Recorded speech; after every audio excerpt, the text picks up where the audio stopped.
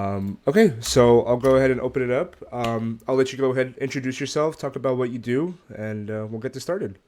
Yeah, so my name's Gerald Auger. I have basically worked in cybersecurity 20 years, InfoSec, when it first came on. And I actually graduated with a computer science degree, computer science master's, and was on a technical track, software engineer. And my code got audited for our FISMA compliance, and I failed miserably because, my requirements didn't have security things into him. So I got fascinated. I was like actually kind of pissed that I like got a bad grade or whatever you want to call it. So I was like getting into it to see what all it was about, and it kind of like unlocked. I'm like, oh man, this is cool, like all this security stuff. So I started talking to professionals in the industry, and they were telling me about like vulnerability scanners and like hacking tools and stuff. And I was like, oh my God, how is this like all there? And I basically pivoted from that. I did some system administration stuff, and then I went in fully into a career in GRC, which is kind of what I'm known for. It's where I focused, all the way up to building my own programs, like CISO role type stuff. And so I've worked in industry 20 years, and then on the side, maybe 5 years ago, people always ask, oh, how do I break into cybersecurity? Or, oh, it's a lot of fun. Like, what do I do? Especially on GRC, because GRC doesn't get a lot of love. And, I'd answer their questions and stuff. And then I was like, oh man, like, Kevin asked me a question. I spend 15 minutes answering Kevin because I want to be helpful. And then right behind Kevin is like Tyler, and Tyler asked the same exact question. I'm like, ah. So around 2019, I was like, oh, it's a good idea. Like, I'll just make a video answering the question. And then anytime someone asks me, I'm going to send them the link and say, oh, I got a video for that. If you watch it and still have questions, come back to me. And that cut down on like 99% of the time consumption. So I was still helping same amount of people, but I was not committing as much time. So I call it mentoring at scale. And I just rinse and repeated that. And then 5 years later, still got, basically, I'm self-employed now. So I have like consulting practice, but then I also make content on cybersecurity and have a community associated with it and stuff. And it's just, yeah, it's a lot of fun just kind of being all up in the space. But honestly, I love cybersecurity and I love learning and I love helping people. So it's really a perfect situation for me at this point. In terms of cybersecurity, how would you state like the current state, if that makes sense? So how would you describe the current state of cybersecurity? Yeah, so that's a really interesting question. One really, really exciting thing about cybersecurity, and it's a double-edged sword because you might love it or you might hate it, but it's a constantly moving, very dynamic environment and industry. We're essentially, worried about threat actors. Okay, so like we have to worry about hurricanes and floods, and we have to worry about, somebody putting a server underneath an air conditioner that leaks. Like we have those problems, but like 80% of what we're worried about are cyber criminals and nation state threat actors, um, compromising our systems, stealing our data, doing ransomware and stuff like that. So it's a constantly shifting element. Now, as far as like the current state of things, there's a bunch going on. So right now, threat actors are really, really into ransomware. Ransomware's been around since like 2017. Mainstream, WannaCry blew it up, and it's been going, and it continues to make lots and lots of money. And unfortunately for us as Americans, Eastern European uh, actors are basically can set up infrastructures in Eastern Europe, and they don't because they're attacking, United States and kind of Western democratic countries. There's like less risk for them to have law enforcement kick in their door because the law enforcement over where they are currently residing is more focused on other things and it will never really elevate. So it's called bulletproof hosting. So this like persistent, deeply rooted threat is constantly barraging us. So like that's the main thing that we should really worry about. But then as we see this kind of coagulation and decentralization of global supply chain and global economies, essentially like NATO and BRICS starting to form, we are starting to see a bit more nation state threat actor action. So, like with Russia and Ukraine, there's a lot going on there. But one really important thing for people to realize is that there's only one internet, right? So it's not like there's like a military internet and then there, or like battle space, and then there's like the internet where we buy yoga mats on Amazon.com. Like it's all one space. So if you can get hit by a stray bullet essentially anywhere on the internet because it's one internet and it's incredibly hostile. So we do have to be mindful of that. I will say though, for better or worse, a lot of the more really nasty malware that's like weapons grade malware, the operators will typically try to refine it to be able to kind of not precision hit a target, but not really get out of control. And I'll give you two examples just to make it clear. Like Russia in I want to say 2020, 2019 maybe. They wrote a piece of software called NotPetya. It was essentially a wiper virus. It gets on a system and it just wipes the entire operating system, all the data. Very, very destructive.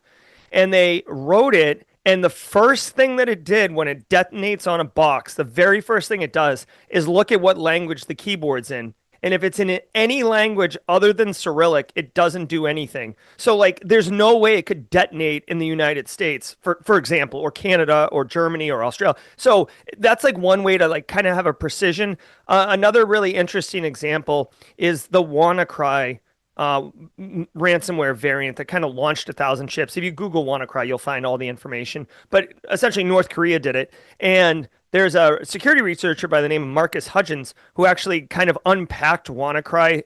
So with software and malware, you can unpack it and actually like look at the insides of it. Kind of think of like popping the hood on a car. And there was a kill switch right in the front, right, like right at the top, and it was like some, long, completely random domain name. So not like simply cyber.io, but something like, ABCDEFGHIJK 12345 6.com. And if that website, if that domain name was up, WannaCry would completely self implode. And Marcus found this and he registered that domain, and actually he's the reason that WannaCry stopped. And now, other researchers probably would have found it eventually, but this is just another mechanism that like clearly was implemented. So I would assume if this thing kind of like detonated inside North Korea, they could quickly disable it. So there's just a little bit more sophistication and heightened tensions with these type of things.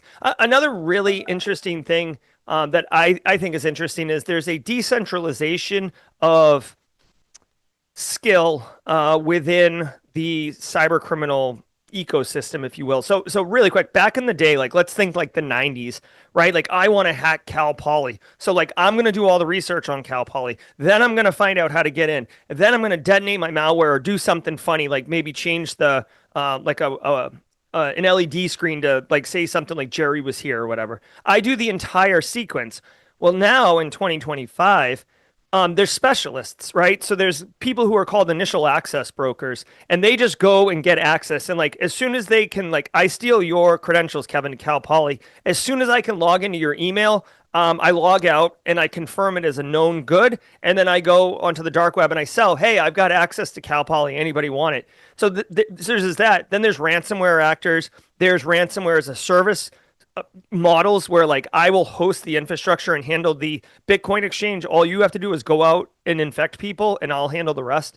So this decentralization unfortunately allows people to specialize and become more experts in the one thing that they're really good at. And then they go to the market and essentially pair up, kind of the way like a general contractor might get a carpenter and a plumber and an electrician. You're not going to have someone who's an expert in all those trades. You would assemble essentially like a team and then use them for each of their skills. So we've got our work cut out for us on the cybersecurity space because the threat actors are certainly well funded and very, very hungry to get after it.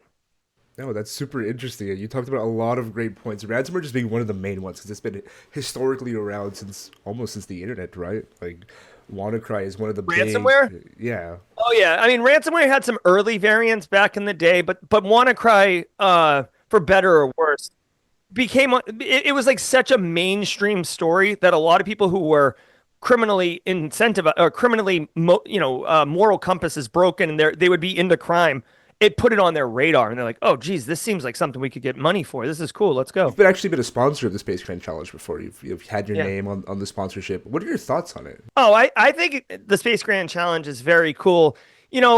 Having an immersive experience, like let's be real. Like in 2025, reading like a textbook is boring. Like no one wants to read a textbook. Everybody's got this like, for lack of a better word, we've been trained to have like shorter attention spans. Engagement's like super important.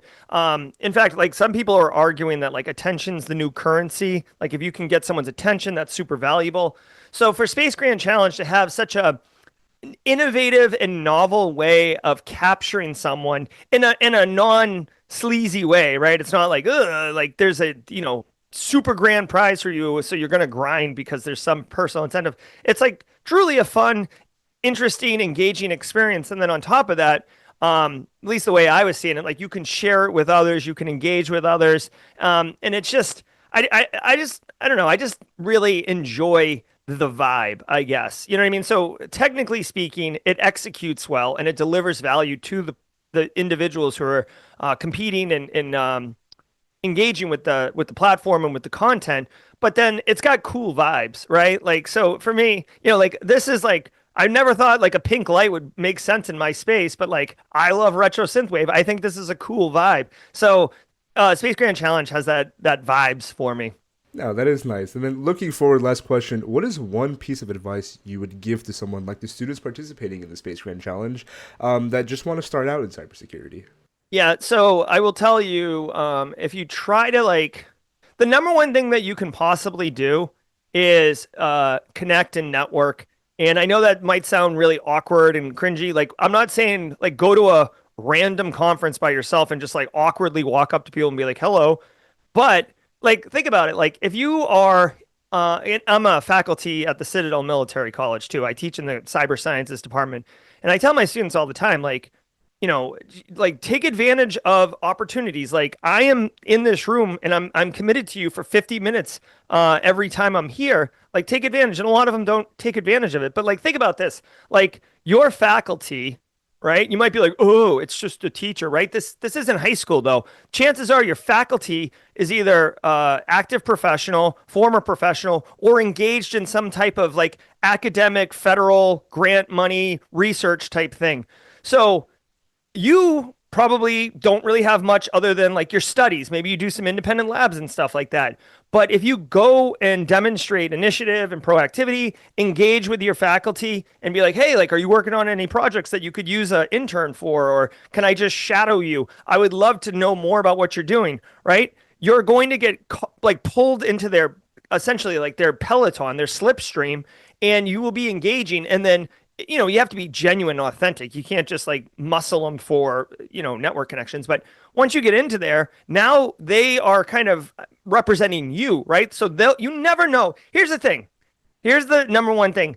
You want to be somebody that a person would talk about when you're not in the room in a positive way, right? So like when you and I are here, and then like I go to some meeting somewhere else with some other people, and they're like, "Oh, do you know anyone?" I'm like, "Yeah, Kevin's like awesome at that." Right? So you want that, and it just doesn't come by being enrolled in the class. You have to manifest it, and you have to like put in the effort. That's what I would say. Honestly, I said it a little bit earlier. Like cybersecurity is a hard industry to work in. It's very demanding, and you just have to be into lifelong learning and work. And it's there's no cruise control, right? I mean, you have some days that are slow, but like for the most part, if you're not like investing in yourself on the regular, which is why you have to stay current every single day, you will basically fade. So, and when you're in junior in the career, you don't have a lot of space to fade to because you haven't really kind of grown up yet. So that's what I would say. Networking is super important, and relationships are super important. You never know who's watching, frankly. Yeah, no, that's super. They always tell you that, right? It's like connect, connect, connect. Like you gotta connect. So no, I do agree with that. Well, thank you so much for your time. I appreciate it. It was great to talk to you, Gerald. And yeah, looking forward to showcasing your interview on the Space Can Challenge in April, last weekend of April. I'm pretty sure. Awesome. Yeah, I can't wait to let me know. And good luck to all the competitors and everybody who's involved. I know it's a lot of work to put it on, so I appreciate Cal Poly and I appreciate you, Kevin. Yeah, no, yeah, I appreciate it. Take care. Have a good one. All right, cheers.